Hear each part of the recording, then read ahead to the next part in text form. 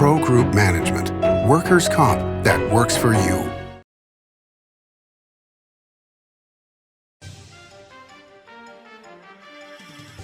Welcome to Nevada Newsmakers. On the broadcast today, part 2 of my interview with State Senator Roberta Lange, here for the whole show on an all-new Nevada Newsmakers.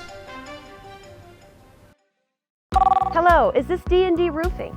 Yes, it is. How may I help you? You did such a great job on my roof. May I speak to the owner? I am an owner. Oh, can I speak to your supervisor? Sure. How may I help you? I love your work. May I speak to the owner? I am an owner. We're all owners. Well, that's why at D&D we work so hard to keep your home safe and sound. Oh, no wonder. D&D Roofing and Sheet Metal. Local, employee-owned, here for you. Retail's impact on Nevada's economy? Enormous. 8,600 businesses, large and small, employing 145,000 workers. And last fiscal year, retail paid tax on nearly $60 billion in sales. We're the Retail Association of Nevada. We support retail, we help it grow, and we mean business. RANNV.org. What do you count on? You count on your power every day. At NV Energy, we've always powered what's important to you, but we're not looking at the past. We're focused on the future. While our standards are high, our rates will remain low. And our commitment to renewables isn't just meeting standards, but leading the way. Because you can count on more than just your power. You can count on the company who brings it to you. That's our promise. You can count on it. When in Carson City, Nevada Newsmakers records in the conference room at the Bank Saloon. Coverage of the 2021 Nevada legislative session is brought to you by Pro Group Management, workers' comp that works for you. Ahern Rentals is ready for your next project. Liberty Dental Plan, making members shine one smile at a time. And Southwest Specialties, creative, distinctive, beautiful. This is Nevada Newsmakers with host Sam Shad, a no-holds-barred political forum. Now, from the Nevada Newsmakers broadcast headquarters, here is Sam Shad.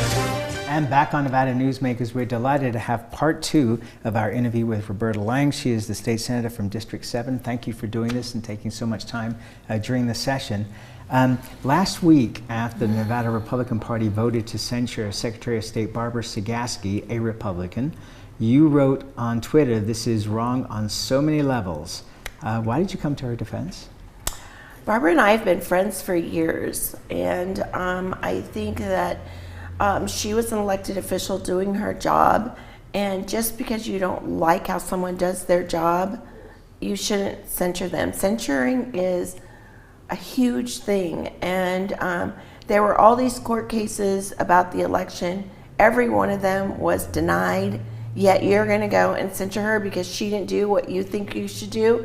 I mean, people talk about all these dead people voting and stuff, but not one person has given a list of dead people voting. So, well, they did turn in a box of allegedly thousands of people that certain Republicans were concerned about. And I know that all the county clerks have done their job. They have certified the election. The Supreme Court has turned away lots of challenges to the election. And she has been a great Secretary of State. And we always talk, Barbara and and I'd see her when I'd come up here from time to time. And we don't agree on politically, we don't agree on issues, but our friendship is our friendship, and we've always kept it separate. And if I think something wrong is happening to a friend of mine, I'm going to stand behind them. And I stand behind her, as did many Democrats. I saw lots of tweets from Democrats that supported her in the job that she did and the job that she was elected to do. Does it surprise you in this age of social media and where the algorithms, whether benignly or not, shunt people to their own ideological thoughts, that you've been able to maintain this? It's old school. It's Ronald Reagan and Tip O'Neill. where you can disagree politically, but you can actually be friends? Yeah, I don't really like those algorithms because friends that I really want to see, I never get to see, and I want to know what they're up to. I mean, I think all of us joined, well, not everybody, but a lot of people joined Twitter and Facebook and those platforms so they could keep track of their friends that they'd had for years since they were in high school. And now you have to search to find those people again. And I think, you know, she would come to the top for me because it's political and it's Nevada, and I'm political and I'm in Nevada. And yeah, I just, it's troubling to me sometimes, Twitter and Facebook, what we see. There are things that I don't want to see that I get to see. I wish it was different. And I think they've made some changes that have been good. I mean, since, you know, some changes have been made in Twitter, I really enjoy going back on there and looking at Twitter because it's not so negative all the time. And I think that negativity permeated my day every day, as it did many Americans. So I'm happy it's back to a little bit of a different of calm. We'll see how it goes. Lara Logan of Fox Nation was in town last week. She was a former correspondent for 60 Minutes, and now she's a correspondent for them. And she was in town to do a story on smart cities. And her concern was the power of these tech companies over our lives, and whether we know it or not. Even if you turn your phone off, your phone is always listening to you. Your smart TV is always listening to you. And she had concerns for this program about the concept of building a smart city. Do you have those kind of concerns that, you know, tech companies are listening to us all the time and can affect our lives in far greater ways than we imagine? So there's lots of conspiracy theories out there, and I don't want to believe them, but I'm always aware of them. And so I would say to you, it could be, and that would be troubling to me. You know, I know people that put black tape on their cameras on their computer every night just in case somebody, you know, might be taking a peek.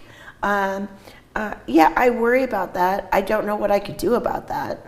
And I think that's the big question that for a lot of us, it's like, you know, if I'm going to buy stuff on Amazon or I'm going to be on Facebook to see my friends, I'm giving up a certain amount of my privacy knowingly to be able to do that. Do I want to stop ordering things from Amazon? I don't think so. Yeah. Talking about smart cities. So you know that one of the bills that the governor is pushing is the smart city concept put forward by Blockchain's CEO, Jeffrey Burns. Now the Reno Gazette-Journal, in a series of articles last week, brought up the fact that there's a lawsuit alleging that both Jeff Burns and his wife face sexual harassment lawsuit from their former Lake Tahoe area nanny. Former DA, Washoe County DA, Cal Dunlap is running that case.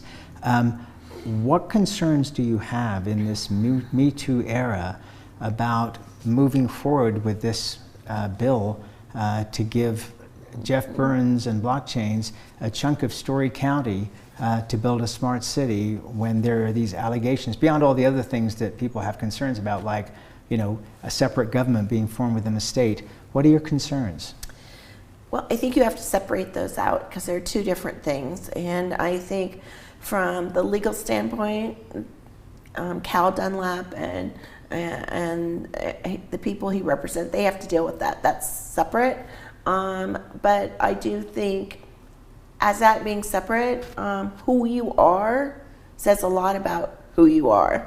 And I know the governor has this bill. We haven't discussed it. We haven't heard from the governor about this plan. I know it's in his plan. I've heard from Story County, and as you know, Story County took a motion to be against it.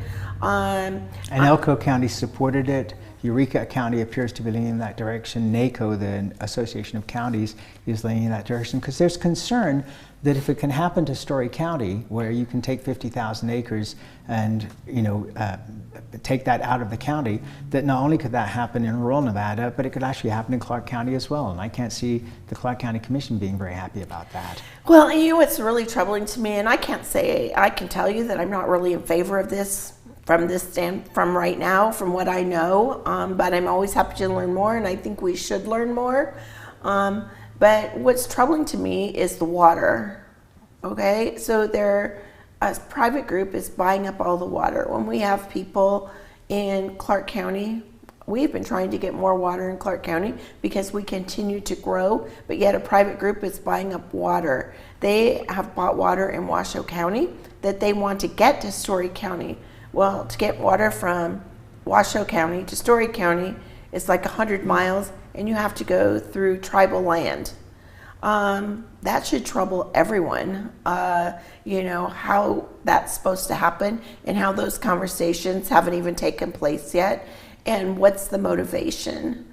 So when you're looking at a county that you're going to give away a huge portion, and I have the map now, Story County sent me the map, it's a huge portion of the county, and they're gonna have a private government. People are gonna live there. They're not gonna own their houses. They get to decide whatever they're gonna do.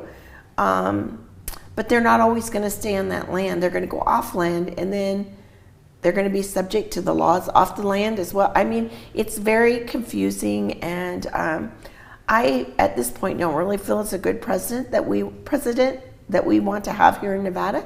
I think that we want to bring tech companies here. Let's bring them here in the right way. We have a lot of great things here. That land is very mountainous. Correct. And so where are they going to build?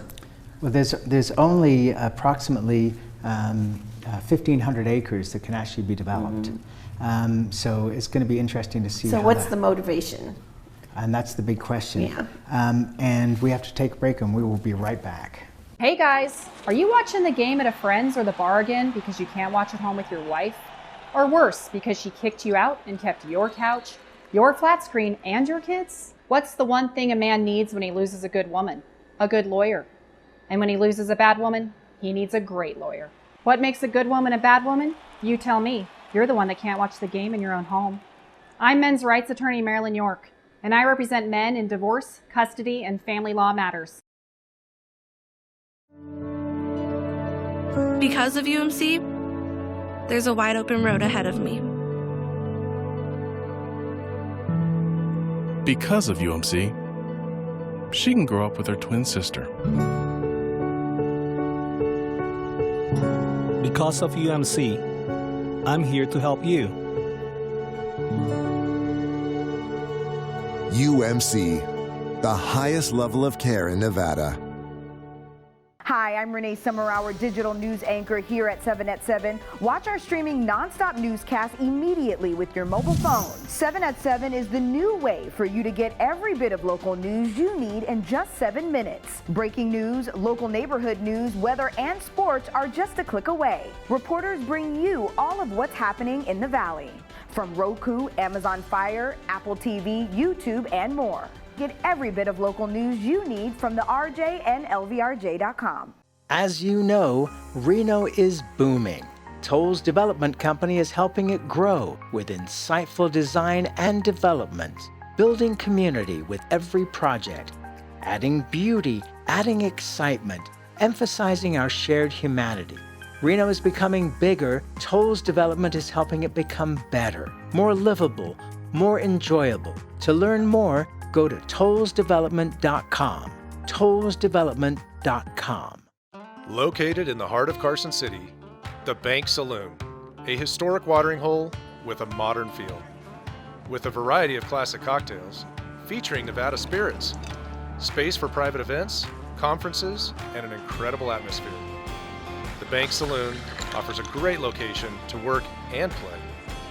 Come visit us. Located at the corner of 5th and Carson. We'll save you a drink. This is Nevada Newsmakers. And back on Nevada Newsmakers, we continue our conversation with Roberta Lange. She's the state senator from District 7. So let me just continue on this path for just a little bit further. And so I'm in complete agreement with you on the water issue. Pete Goacachia says that even the water that they have purchased in Gerlach, that they can only get a portion of that water if they were able to get permission to move it. Senator Reid only took 30 years to get the Tahoe or the Truckee River operating agreement done. So the idea that this could be done in less than 10 to 20 years is stunning. But let's go back to the sexual harassment lawsuit, which, as you said, is a separate issue. But at the same time, the blockchain CEO and his wife have donated a maximum amount to the governor's re-election campaign, $50,000 to the governor's PAC, $50,000 to the state treasurer's PAC, $50,000 to the state Democratic Party. Would it not be appropriate for that money to be either returned or donated at this point in time until these charges are resolved? And I'm not in any way suggesting that Mr. Burns or his wife are guilty of anything or that any of these donations were illegal, because they're not. They're all legal. But when you look at it on the face of it, it doesn't look particularly good. Well, I think you're innocent until you're proven guilty. Absolutely. And I think that... But politicians and politics are a whole different animal. So if down the road there is a negative result, I don't think politicians want to be left holding money from that particular resource. No, and I think each politician will deal with that in the way that they think is best. It's not for me to guess what they might do, but I think... But you have a lot of experience advising politicians on things that they should do. So I would advise them to hold the money. Hold the money. If they don't want to give it back now, to hold the money and see what happens. Okay. All right. Let's change topics here. Judith Whitmer was recently elected to your old job as chairman of the Nevada Democratic Party. She defeated Tick Segablum, an ally of yours, for the position. The thing that stunned me was after the fact, the word came out that Tick wasn't far enough to the left for this group. I've known and been friends with Tick Segablum for a very long time. If he were any further to the left, he would fall off the planet and be on the right. I agree. How did this happen? I think she built her coalitions over time. You know, people came to me before and after the fact, and you know, after our 16 convention, I met with a lot of the very progressive people. You got into a lot of trouble in that convention. It was troubling. But I brought all those people in because I think as a leader, it is okay for someone to believe something different than you believe. Sure. What you do with it is what makes you a better leader. And so I brought all of the people in that were not have the same belief as I was, didn't think I did a good job, had concerns, didn't really want me there anymore. And I said, let's talk about this. Let's figure out how we can integrate you into our party and make our party more open so more people can be involved. And we had a lively, multi-time conversation, and we signed an agreement where we brought more people in. We gave the more progressive part of our party priority in becoming members on the state central committee and the county central. Well, I couldn't deal with the county, but we said hope that it would happen at the county, that would happen at the state, and so that they could feel a part of what was going on. And interestingly enough, the people that are now running the party are not the people who I met with on that day. In fact, none of those people are part of this group. And so I think we opened the door for more progressive, and people would say, you opened the door for people to take over the party. I opened the door so more people could feel a part of our party. But it was also incumbent upon people, and we Democrats are very have their own ideas about stuff, and they start all here and they end here. And it's important for everyone to still be involved, to have their opinion heard. And they have more people on their side of the spectrum at this time. They had the numbers to be able to win. They had built the numbers over time.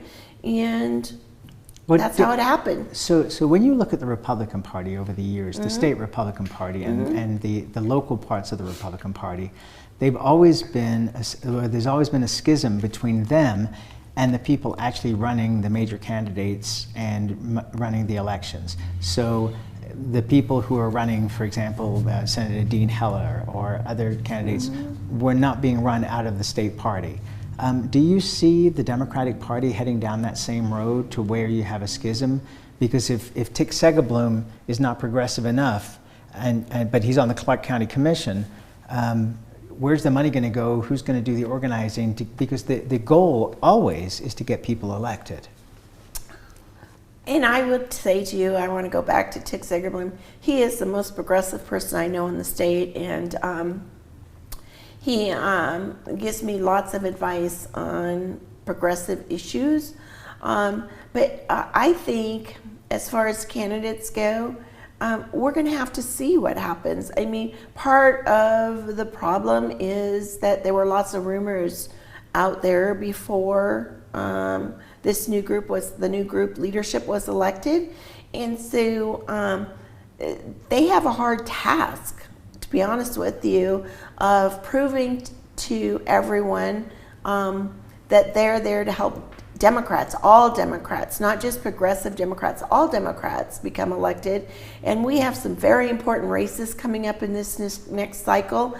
And, we all want to work with them. Do you think that Catherine Cortez Masto is too moderate for them? I think, look. Because her outreach has been astonishing. You talk to people in rural Nevada, and they are grudgingly very happy with the things that Catherine Cortez Masto has done, the conversations she has had. She has definitely, unlike the governor, been all over rural Nevada and seeking ways to help them. So I think that's great. I think she's a phenomenal senator. I am so proud that she's our senator. But do you think there's a problem? I don't think there's a problem. I think that we have Democrats that are progressive, that are more on the conservative area, any spectrum. And it takes all kinds of people to come up with good laws. And if we only had progressive or we only had conservative Democrats, the laws would be a certain way. It takes everyone's conversation and everyone's ideas to make good law. And I feel confident, and they've already talked about supporting Catherine. I mean, I feel confident. Does she end up being a blue dog Democrat? She ends up being Catherine. And everyone knows who she is and what she's done for our state. And, I think that, she will have a long legacy in our state. To say the least. All right, let's take another break and we'll be right back. Tamarack Casino is giving away 2 Mercedes-Benz during the $125,000 Benz or cash giveaways. Plus, players get 5 times points on video reels every Friday. Win 2 Mercedes-Benz now through May at Tamarack Casino.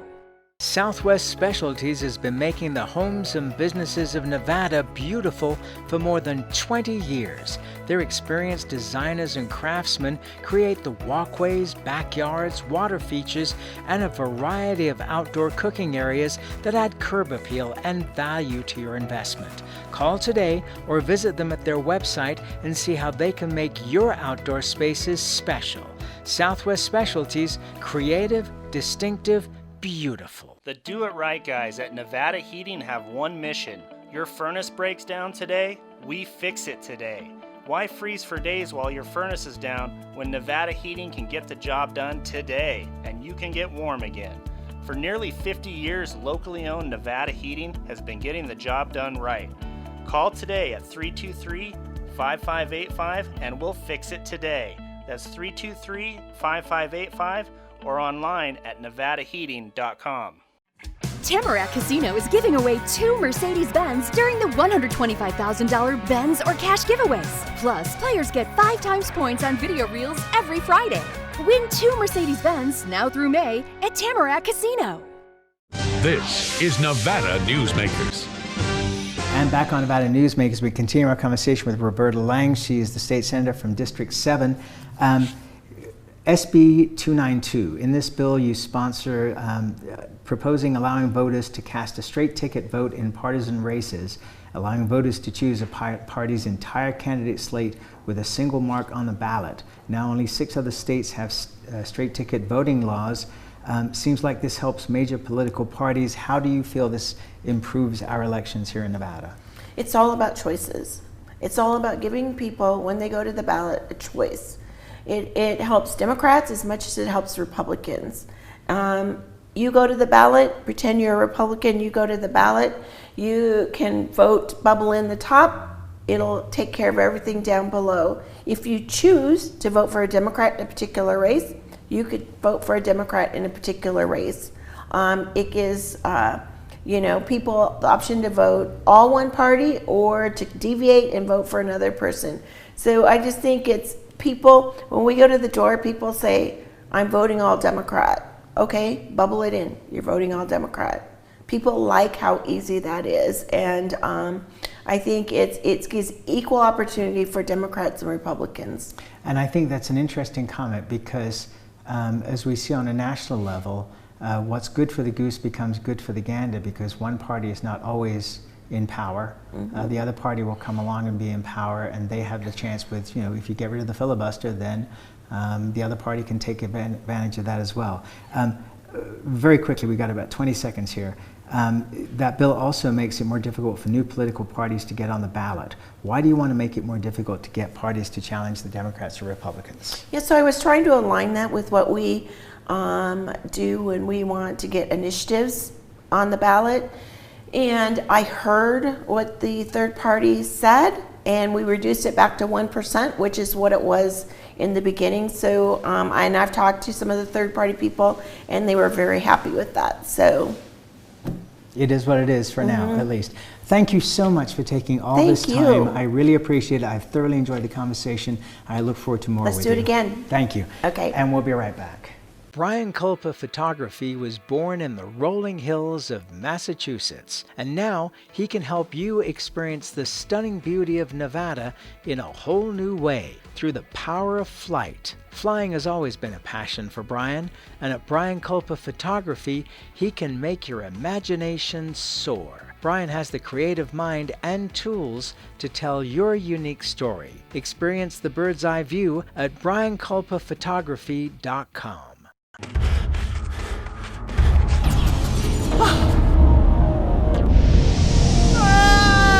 Hey, Dad? Are you learning? This place is great. Huh? You gotta try this. Wow, this stuff is great. People are gonna love it. Yes. Yes, they will. As you know, Reno is booming. Toll's development company is helping it grow with insightful design and development, building community with every project, adding beauty, adding excitement, emphasizing our shared humanity. Reno is becoming bigger. Toll's development is helping it become better, more livable, more enjoyable. To learn more, go to tollsdevelopment.com. tollsdevelopment.com.